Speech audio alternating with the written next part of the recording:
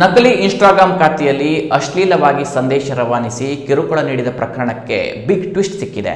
ಆರೋಪಿಯಾದ college ವಿದ್ಯಾರ್ಥಿಯನ್ನ ಅಪಹರಣ ಮಾಡಿ ಸುಳ್ಳು ಆರೋಪ ಹೊರಿಸಿ ಷಡ್ಯಂತ್ರ ರಚಿಸಿದ ಆರೋಪದ ಮೇರೆಗೆ 4 ವಿರುದ್ಧ ಭಟ್ಕಳ ಪೊಲೀಸ್ ಠಾಣೆಯಲ್ಲಿ ಪ್ರಕರಣ ದಾಖಲಾಗಿದೆ.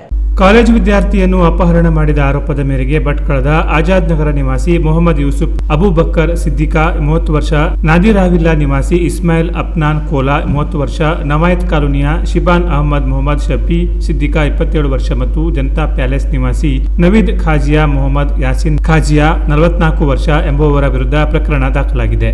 ಈ ಪ್ರಕರಣದ ಹಿನ್ನೆಲೆ ನೋಡುವುದಾದರೆ ಜನವರಿ 17ರಂದು ಕುಮಟಾದ ಗುಜರಗಲ್ಲಿ ನಿವಾಸಿಯಾದ ಮೆಹರಾನ್ ಮೆಹತಾಜ್ ಸಾಬಂದ್ರಿ 19 ವರ್ಷ ಎಂಬ BCA ವಿದ್ಯಾರ್ಥಿಯನ್ನ ಬಂಧಿಸಲಾಗಿತ್ತು. ಈತನು ನಕಲಿ ಇನ್ಸ್ಟಾಗ್ರಾಂ ಖಾತೆಯನ್ನು ರಚಿಸಿಕೊಂಡು ಸಾಮಾಜಿಕ ಜಾಲತಾಣದಲ್ಲಿ ಮಹಿಳೆಯರನ್ನು ಪರಿಚಯಿಸಿಕೊಂಡು ಅಶ್ಲೀಲ ಸಂದೇಶ ರವಾನಿಸಿ ಕಿರುಕುಳ ನೀಡುತ್ತಿದ್ದ ಎಂದು ಪೊಲೀಸ್ ದೂರಿನಲ್ಲಿ ಆರೋಪಿಸಲಾಗಿತ್ತು. ಈ ಸಂಬಂಧ ಭಟ್ಕಳ ಪೊಲೀಸರು ಆರೋಪಿತ ಕಾಲೇಜ್ ವಿದ್ಯಾರ್ಥಿಯನ್ನ ಬಂಧಿಸಿ ವಿಚಾರಣೆ ನಡೆಸಲಾಗಿತ್ತು.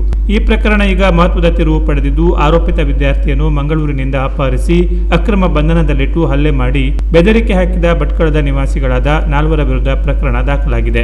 ಆಪಾದಿತ 4 ಮಂಗಳೂರಿನಲ್ಲಿ BCA ವ್ಯಾಸಂಗ ಮಾಡುತ್ತಿದ್ದ ವಿದ್ಯಾರ್ಥಿಯಾದ ಮೆಹರಾನ್ ಮೆಹತಾಬ್ ಸಾಬಂದ್ರಿಯ ಅಲ್ಲಿನ BJM ಹಾಸ್ಟೆಲ್ನಲ್ಲಿ ಇರುವುದನ್ನು ತಿಳಿದುಕೊಂಡು ಹಾಸ್ಟೆಲ್ಗೆ ಹೋಗಿ ಅಲ್ಲಿಂದ ಈ ವಿದ್ಯಾರ್ಥಿಯನ್ನು KA 20 MD 2858 ನೋಂದಣಿಯ ಕಾರಿನಲ್ಲಿ ಅಪಹರಣ ಮಾಡಿಕೊಂಡು ಬಂದು ಮನೆಯೊಂದರಲ್ಲಿ ಅಕ್ರಮವಾಗಿ ಬಂಧಿಸಿ ಮನಸೋ ಇಚ್ಛೆ ಥಳಿಸಲಾಗಿದೆ.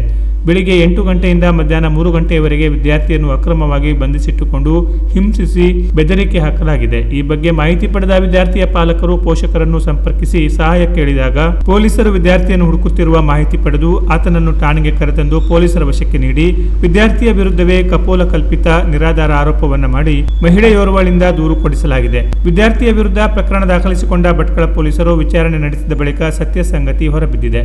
ಬಳಿಕ ವಿದ್ಯಾರ್ಥಿ ವಿರುದ್ಧ ಷಡ್ಯಂತ್ರ ರೂಪಿಸಿ ಅಪಹರಣ ಮಾಡಿ ಅಕ್ರಮ ಬಂಧನ, ಹಲ್ಲೆ, ಬೆದರಿಕೆ ಹಾಕಿದ ಬಗ್ಗೆ ಈಗ 4 ವಿರುದ್ಧವೂ ಪ್ರಕರಣ ದಾಖಲಾಗಿದ್ದು, ಈ ಅಪಹರಣದ ಬಗ್ಗೆಯೂ ಈಗ ಪೊಲೀಸರು ತನಿಖೆ ನಡೆಸುತ್ತಿದ್ದಾರೆ ಎಂದು ವಕೀಲರಾದ ವೀರೇಂದ್ರ ನಾಯಕ್ ಅವರು ಕೆನರಾ ಪ್ಲಸ್ ವಾಹಿನಿಗೆ ಮಾಹಿತಿ ನೀಡಿದ್ದಾರೆ. ಅಲ್ಲದೆ ಹಾಸ್ಟೆಲ್ ವಾರ್ಡನ್ ಯಾರೋ ಬಂದು ಕೇಳಿದ ಮಾತ್ರಕ್ಕೆ ಹಾಸ್ಟೆಲ್ನಲ್ಲಿದ್ದ ವಿದ್ಯಾರ್ಥಿಯನ್ನು ಅವರ ಜೊತೆಗೆ ಕಳುಹಿಸಿದ್ದು, ಈ ಅಪಹರಣ ಪ್ರಕರಣದಲ್ಲಿ ಈ ವಾರ್ಡನ್ ಅವರ ಕೈವಾಡವಿರುವ ಶಂಕೆ ಕೂಡ ವ್ಯಕ್ತವಾಗಿದ್ದು, ಈ ಬಗ್ಗೆಯೂ ಪೊಲೀಸರು ತನಿಖೆ ನಡೆಸಬೇಕೆಂದು ವಿದ್ಯಾರ್ಥಿಯ ಪಾಲಕರಾದ ಮೆಹತಾಬ್ ಸಾಬಂದ್ರಿ ಆಗ್ರಹಿಸಿದ್ದಾರೆ. ಒಟ್ಟಾರೆ ಈ ಪ್ರಕರಣದ ಬಗ್ಗೆ ಪೊಲೀಸರು ಕೂಲಂಕುಷವಾಗಿ ತನಿಖೆ ನಡೆಸಿದ ಬಳಿಕವೇ ಸತ್ಯಾಸತ್ಯತೆ ಹೊರಬರಬೇಕಿದೆ. Canara plus news Bhatkal.